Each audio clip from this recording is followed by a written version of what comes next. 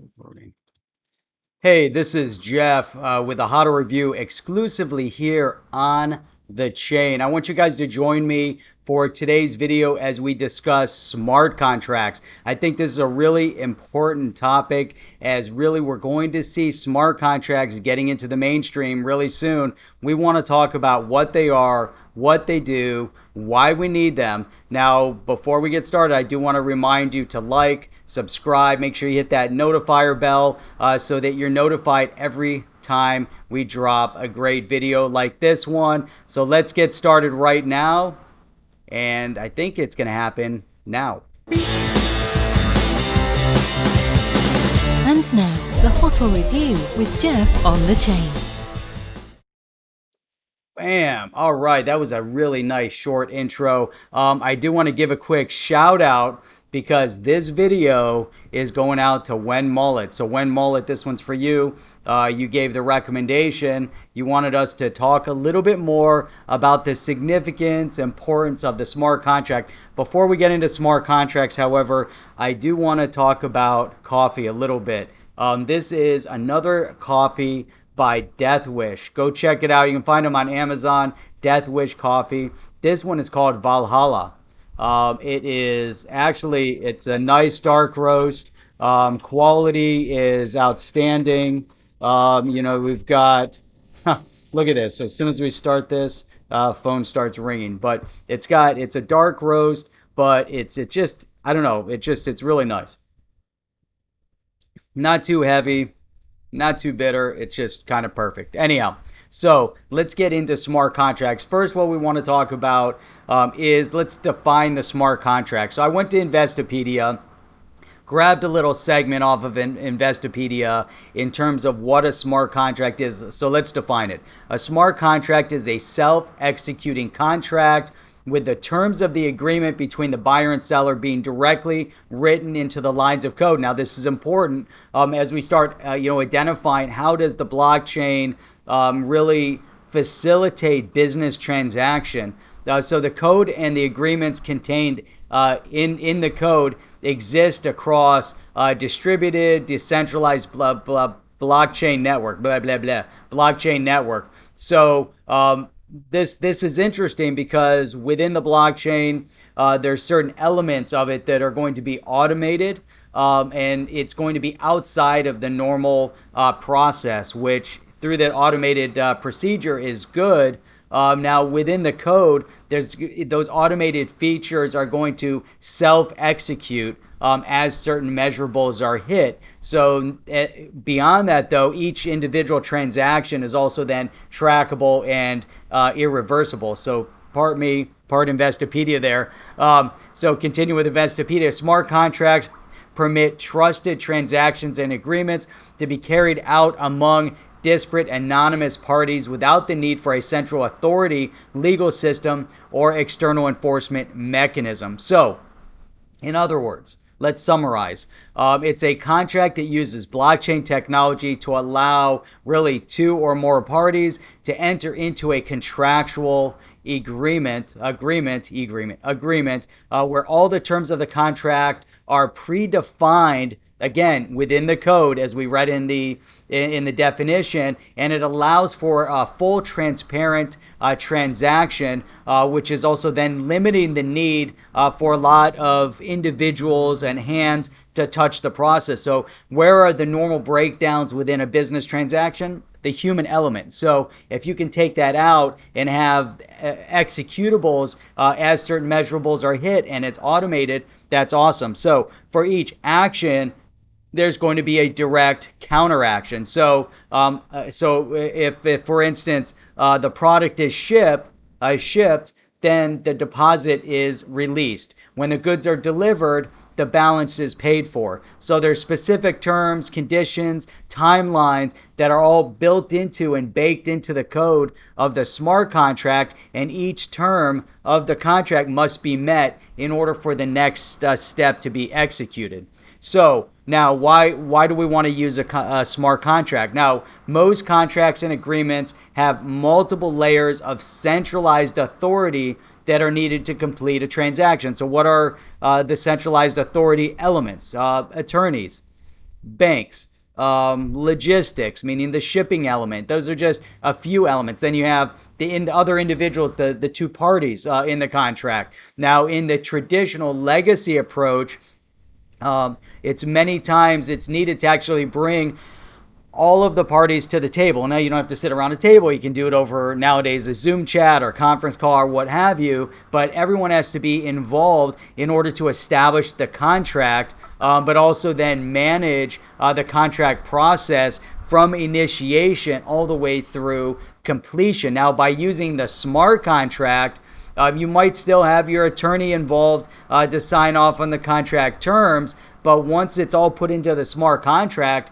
that's it. Again, as certain measurables are reached, at different stages of this smart contract, of the agreement, once those get completed, then you get to move on to the next step. Without it, it doesn't happen. Now, using the smart contract can also speed up a process. Once it's put into place, it can happen over and over. It'd be easier to orchestrate. Now, this is going to cut out a significant cost of the contract process by also building in full transparency of the process. Now, right now, as a process goes through in the legacy system, there's a lot of trust involved. There's a lot of other elements that are outside of our control, where you have to facilitate the payment in hopes that the other party is going to ship. But as you have certain mechanisms, for instance, that are baked in, so when a product is picked up, for instance, it triggers the auto response within the code to then transact to the next level. If everything can be and eventually will be, all the different elements can be baked in. So if you're using FedEx or UPS or whatever, as soon as you're designating that the label's been, that the shipment order has been designated for, has been placed, that triggers the contract to say, okay, we know that at least the order of the shipment has been initiated. Now, as soon as the FedEx scans the element, the item, it then triggers the payment release, because now you have different third-party mechanisms that are built in, but it's self-automated, it's self-regulating. So again, there's other elements that need to be built in. The time frame is really important, because you have to say that X is going to happen within a designated amount of time. It must occur within X. And if that X time frame comes and goes, well, now the funding can automatically be reversed within the self-contract. Well, you didn't ship in 24 hours. Now we're 48 hours later, but we've gone to the 25th hour. It automatically reverses any payment that may have been made, and now you got to start the process over again. Now, if the shipment never occurs, then it'll trigger whatever, that it cancels the entire contract. If the shipment occurs, then it can trigger whatever's next, the next expectation. Now, all of these, and this is probably the most significant aspect of the smart contract, is that all events are occurring without the human element involved in every single process of it, monitoring and just making sure that certain things happen. Obviously, the human element, you're not going to take it out, right? So you have the parties that are contracting, the parties that are writing, the parties that are agreeing. All of this part is done. But once it's all put into the smart contract, then it's automated. Now you don't have to worry. There's a much higher level of trust that is then established. So right now, what are the mechanisms of a similar type of smart contract? The letter of credit, escrow accounts, and then the typical legacy contract that is fully relying on human element. But even if you look at a letter of credit, what that mechanism is, utilizing a third party that escrows and holds the funds for two negotiating parties. And then there's other elements within the letter of credit that will highlight what kind of shipping container has to be used, what kind of shipping carrier has to be used, what kind of ship. If you're shipping product that the containers have to be put on, or if it has to be done by air freight, it have to be done by sea freight. There's all these elements that have to be baked into a letter of credit that are written, and then it's monitored by people and banks and the lawyers and but whatever. There's so much involved in it. And so moving away from this legacy environment over to an automated, self-regulated smart contract is interesting. Now, let's get into the examples of a smart contract. I know this video is going to run a little bit longer, but I think it's important because now we're going to cover the three key examples of smart contracts. What are the programs that can facilitate? So there's actually three that we're going to highlight today. There's probably others, but we want to talk about three. The XRPL, the XRP ledger, it's baked into that. Codius was built around the concept of being able to launch smart contracts and simplifying the smart contract process, as well as Ethereum. As we know, the backbone of Ethereum made for the smart contract process, and many organizations are building on Ethereum. And incidentally, the Federal Reserve, Jerome Powell, actually came out and is talking about a program that is based in Ethereum, not on the utilizing the digital asset, however, utilizing the private blockchain aspect of Ethereum in order to replace the way they manage the LIBOR rates and everything. So another completely different topic. So, all right, we're going to go through the definitions that are given by the XRP ledger, that are given by Ethereum, and that are given by Codius as they describe their smart contract process. Now, we could probably break this out into multiple videos. I could end the video right now and just say, hey, this is the smart contract, and now let's look at the smaller features. But let's put it all into one. I think it has a good flow to it. So the XRPL definition from them: a smart contract can help you exchange anything of value in a transparent, traceable, tamper-resistant, and irreversible way. Those are really the key components. Again, once you put it in, it becomes self-regulated within the smart contract. The benefit of encoding a smart contract into a blockchain is that it enables the contract to be securely performed without traditional third parties like we were talking about before, like the financial or legal institutions. Instead, the contract is supervised by the distributed, decentralized network of computers that run the blockchain. This is so amazing that as we move forward and we begin to see smart contracts replacing the legacy solutions out there, it's going to revolutionize how business is transacted today. Now, this is where mainstream hits blockchain, hits digital asset. Okay. Now you can use the XRP ledger escrows as smart contracts that release XRP after a certain time has passed. Like we're talking about, you have to hit X time, or after a cryptographic condition, whatever the condition that you need to have met. In this case, this is from them. We'll use an escrow as a smart contract that releases XRP after a cryptographic condition has been fulfilled. So this X time frame went by. This step has been fulfilled. Now the digital asset is released. In the case of the XRP ledger, it's using XRP, and XRP is moved from the process that completes the transaction. I think it's amazing. It could be any currency. It doesn't really matter. And within the XRP ledger, there is the possibility of using additional currency. But let's say you're going to use the XRP ledger solution. You want it to flow through XRP. It makes sense. So now let's look at Ethereum. Now I took this, the XRP ledger definition came from the dev site. Now with Ethereum, I got some from GitHub and some from ethdocs.org, ethdocs.org. So let's look at this. All right, this is Ethereum. A smart contract is simply a piece of code that is running on Ethereum.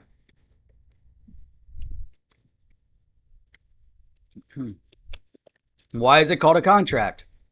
It's a contract because code that runs on Ethereum can control valuable things like ETH or other digital assets. Just like we're talking about, it's the code. There's a contract, but it's actually built into the code.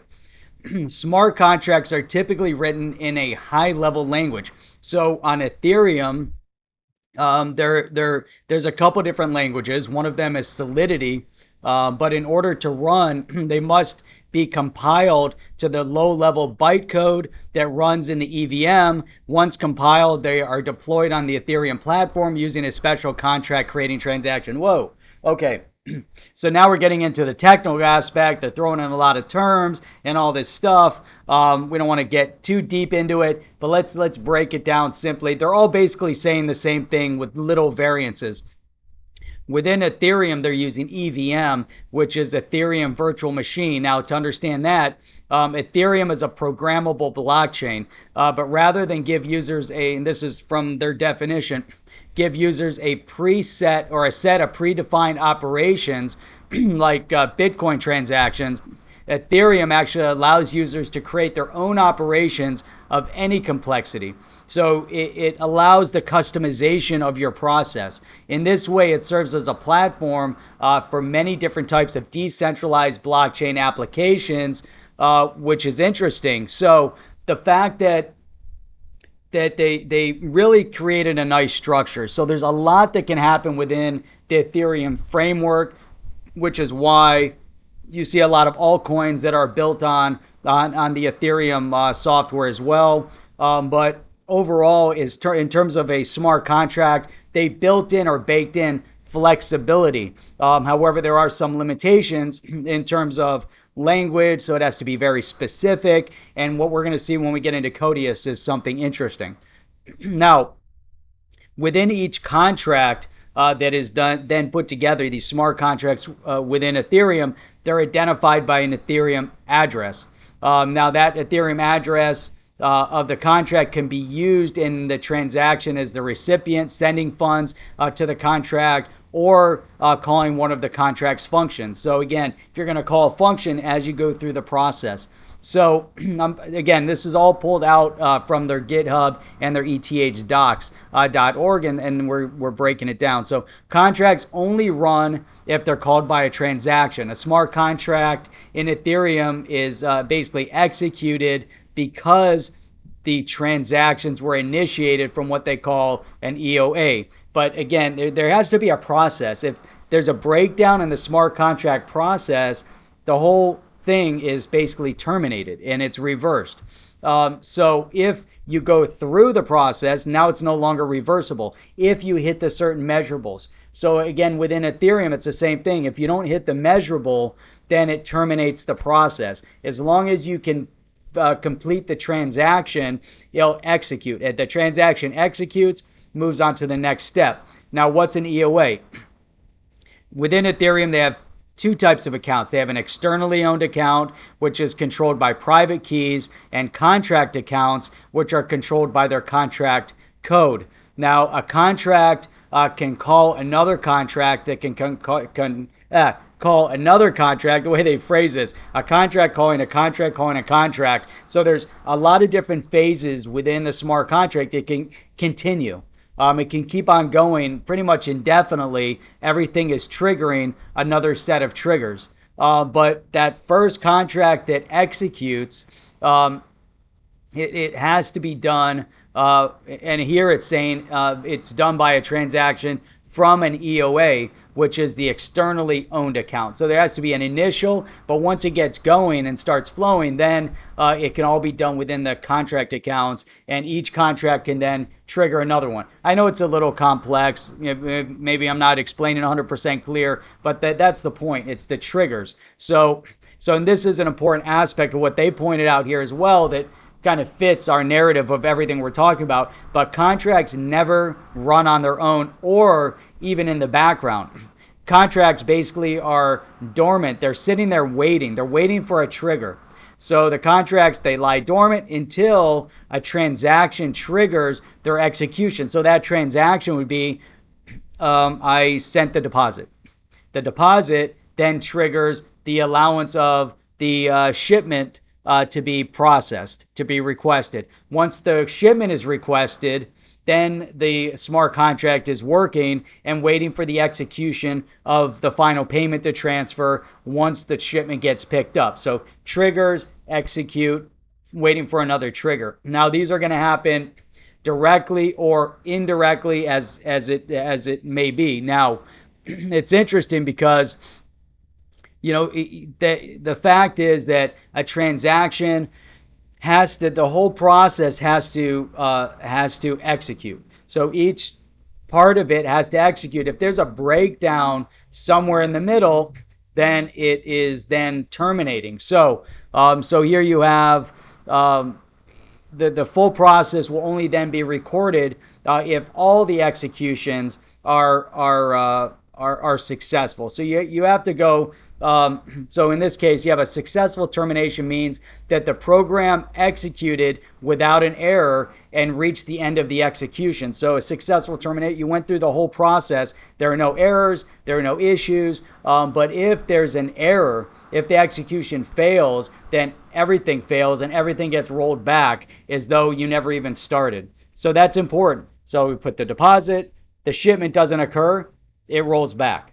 If the shipment occurs, but there's a breakdown in the release of the final payment, now the shipment has already been sent. I have no idea how they're going to roll that back. There's probably going to have to be then a request to terminate the shipment and pull the shipment back that went out by FedEx, because everything is instantaneous. There's ways to cancel. So you have to cancel and then you have to deal with, but it's throughout that process. Now, a failed transaction is still recorded. And so it's really interesting. So there's still, it says here, so you're still recording it as been attempted, and the ether that was spent on the gas for the execution is deducted from the originating account. So you're still paying for the transactional cost. Other than that, everything gets reversed. So that's Ethereum. Went into a little bit of how it works, but the key point is the full functionality of this. Now, let's look at Codius, because I think Codius is important. Hopefully we can get through all this. Hopefully I'm not taking up too much time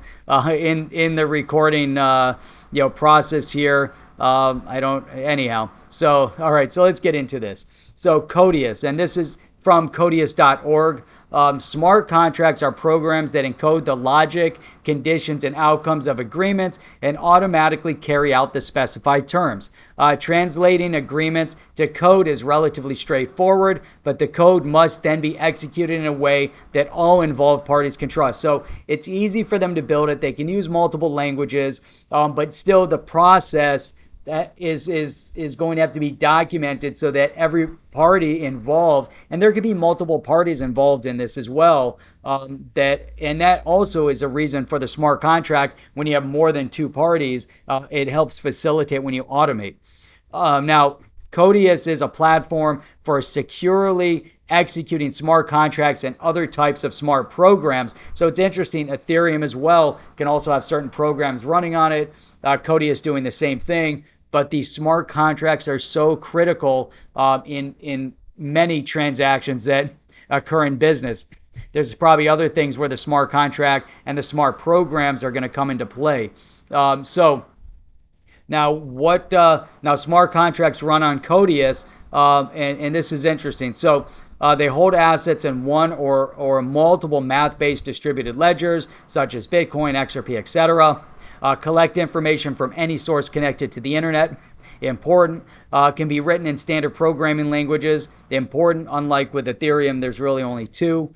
Depending on the security model required for a particular smart contract, the contracting parties can select the host or group of hosts that they trust. That's interesting. So a larger number of hosts can be used to add more redundancy in the process, more security in the process to the contract's execution, which also ensures that the terms are carried out exactly as specified. So you want to make sure, and this is interesting with Codius, that allowing, multiple parties to carry it, the host, is important, because you want to build in as much redundancy as possible. You want to make sure that it doesn't terminate due to external error or whatever. This is important. So now, how does this Codius then stand out? So one, Codius is an open hosting protocol. It carries with it all the connotation that implies distributed peer-to-peer hosting,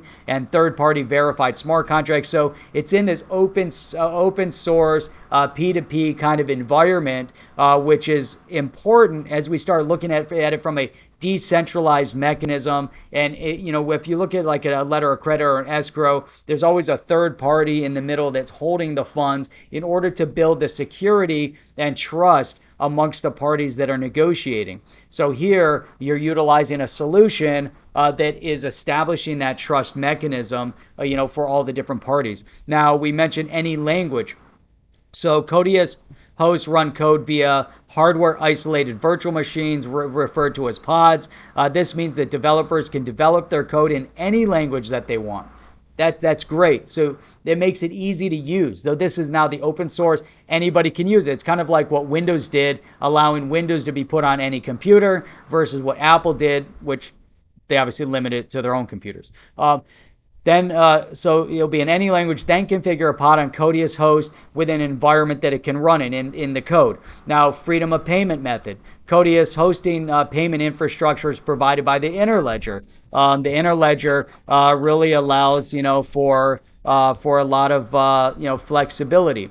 Developers can send or receive payments in the currency of their choosing. You want to send in US dollars? That's great. You want to send in pounds? That's great. You want to send in euro, Bitcoin, Ethereum, XRP? That's great. Flexibility and distribution. Now, most hosting, this is again taken from their site, but most hosting platforms require developers to make a choice between centralized hosting or on a single provider or completely decentralized with every member of the network participating. Codius puts both options, and anywhere in between you can use a mix. So that's great too. Security. As they have the hardware isolation method that Codius uses, hosts are protected from buggy code affecting their servers. Codius's independence from an underlying blockchain also means that any bad or poor code won't directly threaten any potential blockchains that developers choose to integrate. So really, now we've seen three different types of solutions for smart contracts. They're all a little bit different. They're all basically doing the same thing at the end of the day. It's options. That's important. We need options for our smart contracts. You can't just have one solution. As we have more options, you're going to have better solutions. So really, in summary, how do we look back at this? We really review the significance of what the smart contracts can do right now and what they could potentially do in the future. I think what we're seeing and witnessing with this development is how mainstream legacy or mainstream business is going to migrate away from the legacy solutions, decrease the reliance on the banking systems and the legal and the lawyers and all of these different elements that can mess up a contract in the middle of a contract. And that's key, because once you put it in there, it's now going to operate without external influence, because it needs to operate. If there's a breakdown, it breaks down. That's it. It's transparent. You can see the process. That's the summary. I think it's critical. So we're going to see faster transactions compared to the legacy. We're going to see transparent transactions. Right now, you really don't have that. And you're going to remove the centralized controlled aspect of it. So obviously there's a lot of great options out there. We covered the XRPL, Ethereum, and Codius. And again, I'm sure that we're going to see smart contracts incorporated into mainstream contracts and business in the near future. If not already, it's getting ready to happen. It's happening. It only makes sense. That's the future. So I should note that smart contracts are not yet considered to be directly legally enforceable. I'm sure that's changing rapidly, but you can create a smart contract, and you can create along with it a traditional contract that is legally enforceable that then makes the smart contract legally enforceable. So that's my take on it. I don't know what yours is. You can give me some feedback below. Let me know of any other type of great video that you would love to see, any topic you want to cover. I do have another video coming up pretty soon that I think is going to be exciting. I think this one was critical. I think this was real timely. I want to wrap this up before we hit the 30 minutes. I know it's a long video, but get through it. listen to it, respond back, hit that sub, hit the bell notifier, hit the thumbs up, and we'll check you out on the next video. Are you down with OTC? Please like, subscribe, and click the bell to be notified when the next video drops.